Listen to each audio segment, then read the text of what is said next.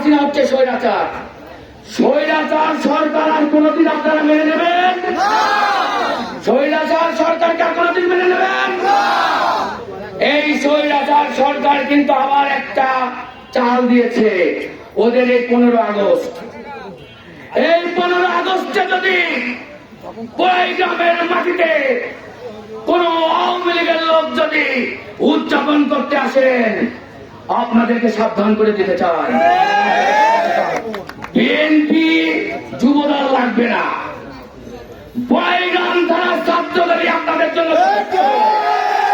আর যদি যুবদল নামে গোপালগঞ্জের কাহিনী দেখেন, যখন গোপালগঞ্জে যুবদল নেমেছিল তখন আপনাদের আওয়ামী লীগের কি হয়েছিল? সংক্ষিপ্ত করব বক্তব্য, সিনিয়ররা বক্তব্য দেবেন। সর্বোপরি আমি আপনাদেরকে বলতে চাই, 15 আগস্ট আপনারা রেডি থাকবেন। 15 আগস্ট আপনারা ঘুমাবেন না। 15 আগস্ট আপনারা ঘুমাবেন না। 15 আগস্ট আপনারা সবাই, কোন নেতার নেতৃত্ব মানার দরকার নেই। অনেক জায়গায় এখন বলবে যে সেনাবাহিনী বাসস্থান আমরা তুলে ফেলবে, পুলিশ এখনই আসি বাসস্থান আমরা তুলবে, ওদেরকে আপনারা বয়কট করবেন। ওরা মিথ্যাবাদী। ওরা কোথায় 17 বছর কেউ রাজনীতি করে নাই। ওরা কোনো 17 বছর রাজনীতি করে না, আমরা করেছি। আপনারা সবাই রাজপথে আসবেন। রাজপথের মাটিতে ইনশাআল্লাহ 15 আগস্ট আমরা উদযাপন করতে দেব না।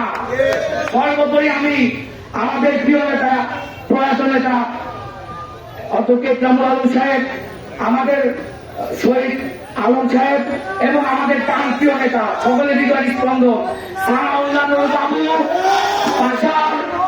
আমাদের আজহার চেয়ারম্যান, আমার বাবা হাফেজ তাই মোহাম্মদ রফিকুল ইসলাম, তাদের আত্মা এবং এই এই এই এই মাটির সন্তান, এই মাটির সন্তান, এই মাটিকে যে শক্তিশালী করেছে সে আপনাদের সন্তান ভক্তদার সাহেব।